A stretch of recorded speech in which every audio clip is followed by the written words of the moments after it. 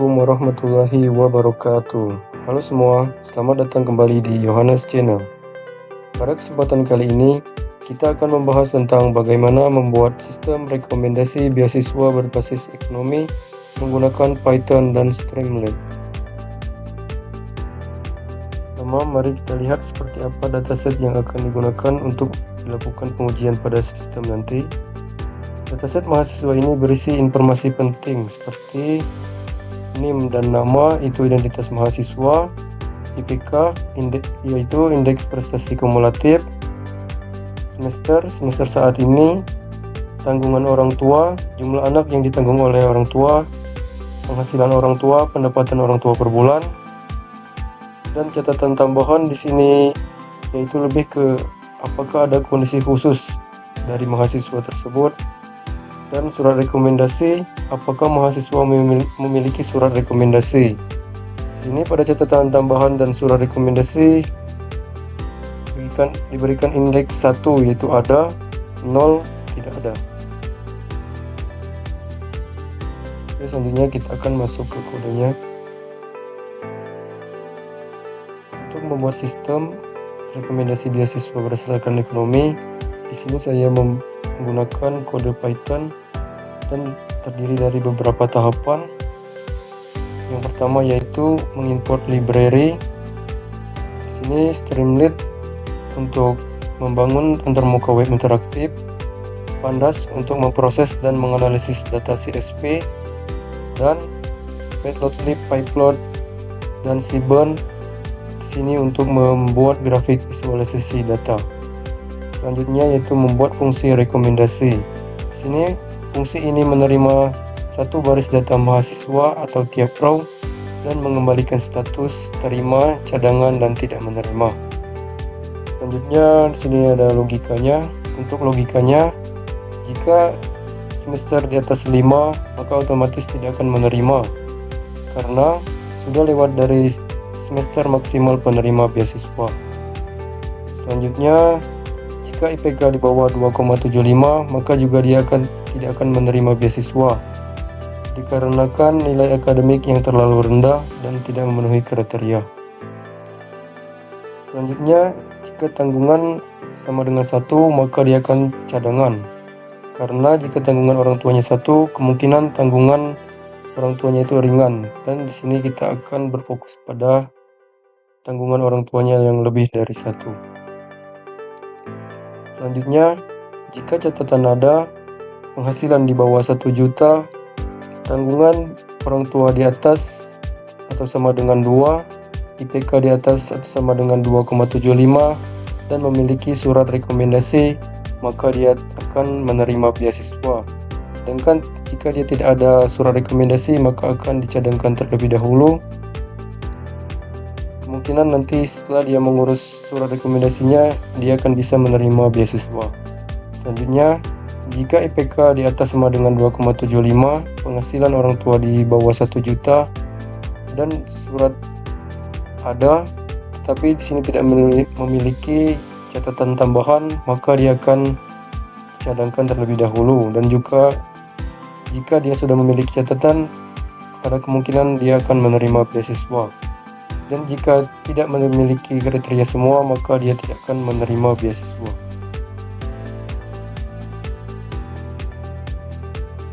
Selanjutnya, membuat fitur upload file CSV dan menampilkan data mahasiswa.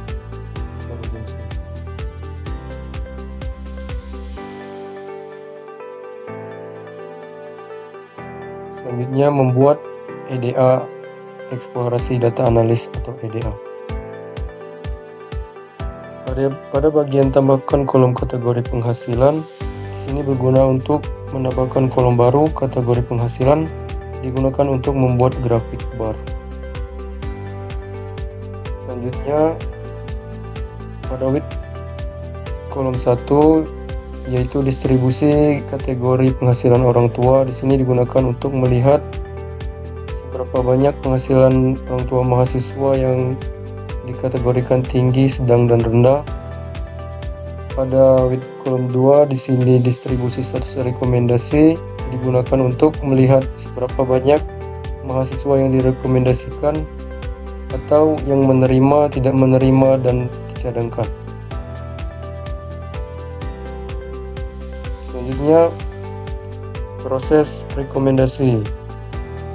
Di sini menggunakan fungsi rekomendasi untuk setiap baris data dan membuat kolom baru bernama rekomendasi. Selanjutnya, filter tampilan. Filter tampilan menyediakan pilihan tampilkan data, semua, terima, cadangan, dan tidak menerima untuk mempermudahkan jika memiliki banyak data. Pada bagian sini untuk menampilkan data berdasarkan filter yang dipilih pengguna.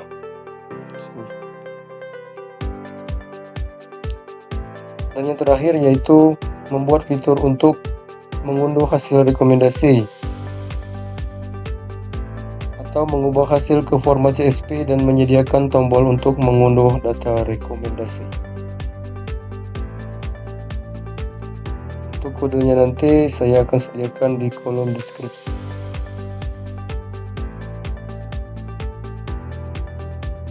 Baiklah, langsung saja kita masuk ke sistemnya. Ini tampilan awalnya. Agar sistem berjalan, kita harus mengupload file terlebih dahulu. Di sini kita akan mengupload file berupa dataset yang sudah saya jelaskan di awal tadi. Setelah data diupload dan file berjalan atau sistem berjalan, maka tampilan utamanya yaitu data mahasiswa yang berisi data-data yang ada pada dataset yang diupload atau yang diunggah. Selanjutnya, exploratory data analysis atau EDA. Di sini terdapat dua EDA. Yang pertama, distribusi kategori penghasilan orang tua untuk melihat seberapa banyak orang tua mahasiswa dengan penghasilan rendah, sedang, dan tinggi. Selanjutnya, distribusi status rekomendasi. Di sini berguna untuk melihat seberapa banyak mahasiswa yang tidak menerima, dan cadangan beasiswa.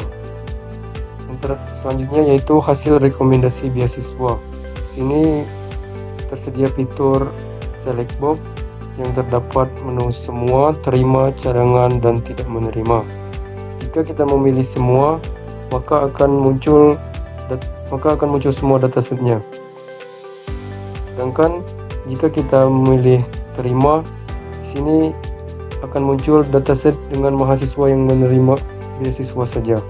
Begitupun dengan cadangan dan tidak menerima. Di sini saya akan menjelaskan terlebih dahulu dengan dataset dengan rekomendasi terima. Di sini dengan nama Cici, IPK 2,8, semester 3, tanggungan orang tua 4, penghasilan orang tua 500, catatan tambahan ada, status rekomendasi ada, maka direkomendasikan menerima. Karena seluruh atribut seperti IPK, semester, tanggungan orang tua, penghasilan orang tua, catatan tambahan, surat rekomendasi sudah memenuhi kriteria pada logika. Selanjutnya yaitu cadangan.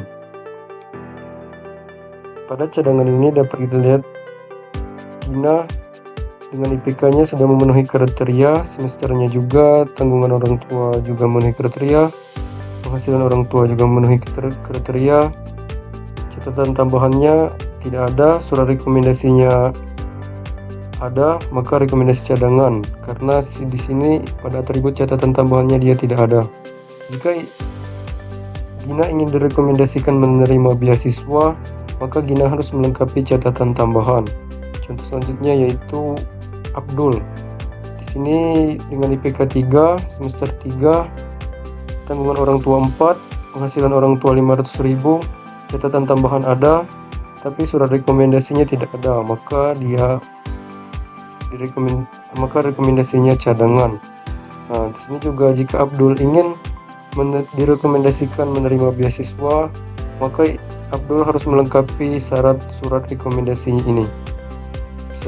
Langsung saya contohkan pada datasetnya. Pada Abdul, jika dia memiliki surat rekomendasi,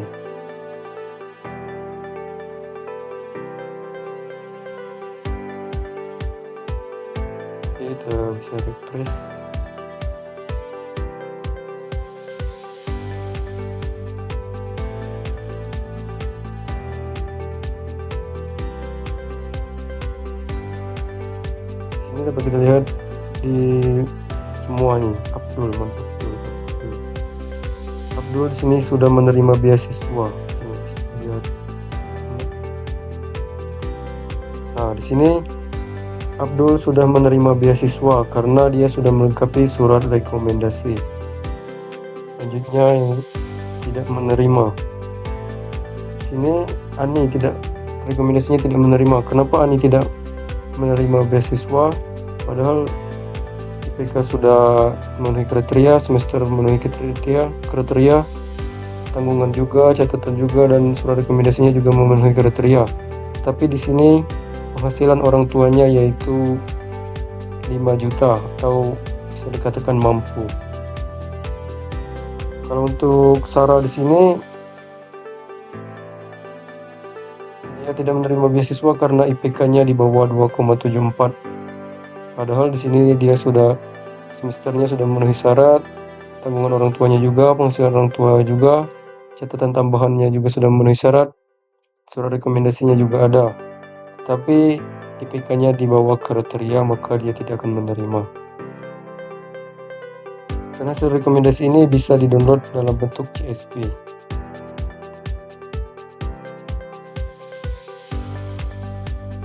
Baiklah, semoga video ini bermanfaat kepada teman-teman.